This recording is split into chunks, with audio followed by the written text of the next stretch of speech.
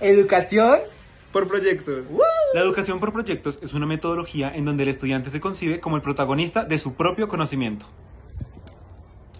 Esto significa enfrentarse al aprendizaje resolviendo situaciones, retos, respondiendo preguntas y además haciendo esto desde su conocimiento, recursos, investigación, reflexión y cooperación. Es importante recalcar que en la educación por proyectos lo que más prima son los intereses del estudiante. Todo esto ayudándonos a desarrollar las thinking skills como lo es el pensamiento crítico. Pero bueno, Joan, ¿cuáles son sus ventajas? Ajá, pues mira, resulta que la educación por proyectos puede transversalizarse a más de una materia o hacerse solo en una. Además, puede utilizarse en cualquier etapa educativa y tiene diferentes duraciones. ¡Wow! Súper esas ventajas, pero sabes, se me vino a la mente la metodología por tareas, en donde vamos a definir cuáles son los dos tipos de tareas que podemos encontrar. Por un lado, tenemos las Pedagogical Tasks, en donde se busca desarrollar todas aquellas habilidades que vamos a necesitar dentro de una lengua extranjera, haciendo uso de la gramática y el vocabulario. Y por el otro lado tenemos las Real World Tasks, en donde el contexto, la interacción y la producción comunicativa son factores que priman dentro de las mismas. Cabe recalcar que estos dos tipos de task son realmente importantes.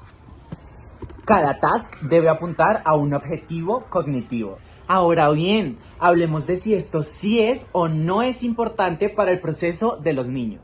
Of course. Recordemos que dentro de estas dos metodologías vamos a encontrar distintos aspectos que priman los intereses del estudiante, refiriéndonos a la taxonomía de Bloom y a las múltiples inteligencias de Gardner. Esta metodología busca sobrepasar las barreras del aprendizaje compartimentado. Además de esto, fomenta las soft skills. Recordemos que es bajo estas dos metodologías que el profesor puede entender de manera más adecuada el proceso de enseñanza-aprendizaje que se le está brindando al estudiante. Ahora vamos contigo, Laura. Uno de los contenidos más importantes a tratar en este video es los aspectos que debemos tener en cuenta para la organización de un aula con niños. Para esto debemos tener en cuenta que el salón de clases debe ser un lugar donde los niños se sientan cómodos y donde puedan familiarizar los contenidos vistos en clase por medio de la ambientalización que hagamos de nuestra área de trabajo. Para esto nos podemos apoyar de muchos objetos didácticos como pósters, dibujos que incluso los mismos niños hayan realizado en clase, los podemos colgar en el salón de clases, asimismo animales, objetos, plantas que nos ayuden a que los niños puedan familiarizar ese conocimiento con el espacio donde desarrollan la clase. Asimismo, debemos tener en cuenta que el salón de clases donde impartimos nuestros conocimientos de lenguas muy seguramente será utilizado para que los niños puedan ver sus otras materias o sus otros contenidos escolares. Es decir, el salón debe estar ambientalizado con los contenidos de las otras materias.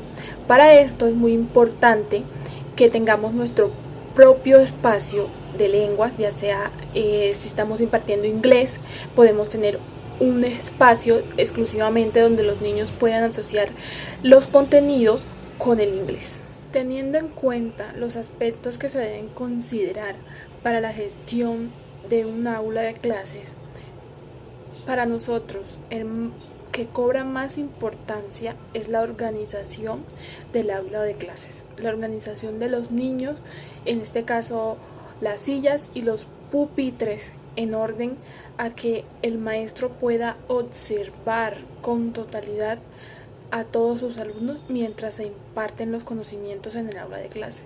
Asimismo, haciendo uso de todos los materiales que tenemos en el aula de clase, es decir, los objetos didácticos, la ambientalización que se haya realizado de esta aula de clases, y así podremos observar con totalidad las actitudes, las habilidades de los niños en el aula de clase.